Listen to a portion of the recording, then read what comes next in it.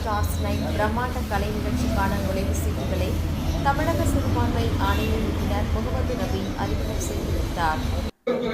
கோவையில் சன்மார்ட் மீடியா குழுமம் மற்றும் மேக்ஸ்வெல் அறக்கட்டளை ஆகியோர் இணைந்து மேக்ஸ்வெல் ஸ்டார்ஸ் நைட் என்னும் பிரம்மாண்ட கலை நிகழ்ச்சி கோவை இந்துஸ்தான் கலை அறிவியல் கல்லூரி வளாகத்தில் டிசம்பர் 22ஆம் தேதி நடைபெறவுள்ளது. மேக்ஸ்வெல் அறக்கட்டளை சார்பாக பெரியநாயக்கன் பாளையம் பகுதியில் கட்டப்பட உள்ள மகிழம் என்னும் ஆதரவற்றோர் இல்லம்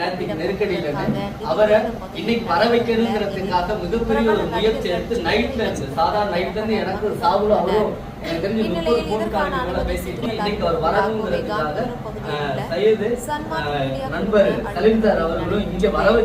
சன்மார்ட் மீடியா குழுமத்தின் நிர்வாக இயக்குநர் டாக்டர் சரவணன் தலைமையில் நடைபெற்ற விழாவில் சிறப்பு விருந்தினராக கொண்டு கலை நிகழ்ச்சிக்கான டிக்கெட்டுகளை அறிமுகம் செய்து வைத்தார்.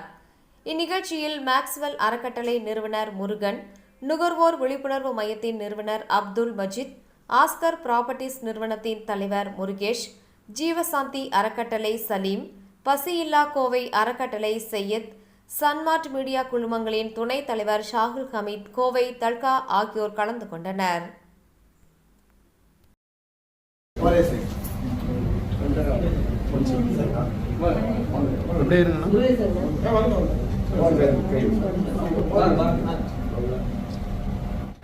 அவங்களுடைய சூழ்நிலை, அவங்களுடைய தொழில் நஷ்டமாகி அவங்க வந்து ஒரு ஃபீஸ் கட்டாமல் ஸ்கூலுக்கு கூட குழந்தைகளுக்கு சாப்பாட்டுக்கு கூட வழி இல்லாமல் ஆனால் மாளிகையில் இருப்பாங்க. அந்த மாதிரி இருக்கிறவங்களுக்கு நீங்கள் போய் யாருக்குமே தெரியாமல் இறைவனுக்கும் உங்களுக்கும் மட்டும் தெரிந்த மாதிரி மற்றவங்க கிட்ட சொல்லாம அவங்களுக்கு போய் உதவி செய்வோம். அது ஒரு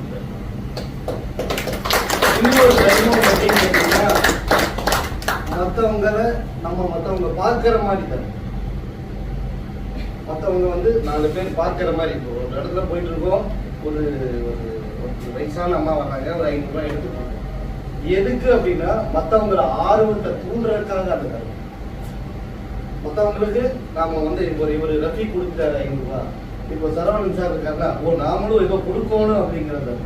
இதே வந்து 2 விஷயத்தை எங்களுடைய நபிகள் நாயகம் வந்து எங்களுக்கு கற்றுக் கொடுத்துருக்காரு.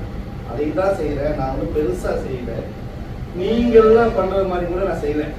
நான் வந்து எனக்கு வந்து 50 வயசு ஆனாலும் ஒரு 20 வருஷமா இந்த சமூக பணியில் இருக்கேன். அந்த சமூக பணியில வந்து எனக்கு வந்து என்ன கிடைச்சிருக்கு அப்படின்னா, இந்த மாதிரி எல்லாம் நண்பர்கள் கிடைச்சிருக்காங்க, நிம்மதியா இருக்கேன், சந்தோஷமா இருக்கேன், வேற வேலைக்கு சாப்பிட்றேன், எந்த எனக்கு சுகரோ பிரஷரோ எந்த நோயும் இல்லை. இதுக்கு காரணம் என்னன்னா மற்றவங்க மேல அக்கறைப்படும். நீங்க சகோதரிகள் தான் இருக்கீங்க. பெற்றோர்கள் பேச்சை யார் வந்து சகோதரர்கள் இருக்காங்க, பெற்றோர்கள் பேச்சை யார் கேட்கிறாங்க, அவங்க வாழ்க்கையில தாய் தந்தை பேச்சை யார் கேட்கிறாங்க, அவங்க முன்னுக்கு வருவாங்க. தாய் தந்தை பேச்சை கேட்காதவங்க அவங்க என்ன உயரத்துக்கு வந்தாலும் அவங்க வந்து இலக்கு அடைய முடியும். அது என்னோட வாழ்க்கையில நான் நிறைய பேர்த்த பார்த்ததுனால என் அனுபவத்தை பார்க்கறது. சரிங்களா? அதனால வந்து தாய் தந்தையை பார்க்கணும், கூட பிறந்த சகோதரியை பார்க்கணும், கூட பிறந்த சகோதரர்களை பார்க்கணும். இதெல்லாம் பார்த்தாதான் நான் உயர்ந்த நிலைக்கு. முதல்ல நம்ம குடும்பத்தை பார்த்துக்குவோம்.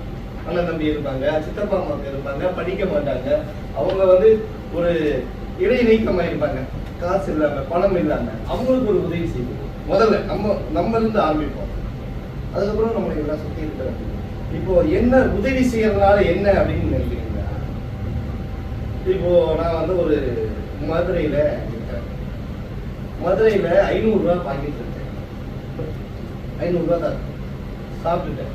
மதுரையிலிருந்து வர்றதுக்கு இங்க எவ்வளவு சார் டிக்கெட்? பஸ் கார்பரேஷன் பஸ்ல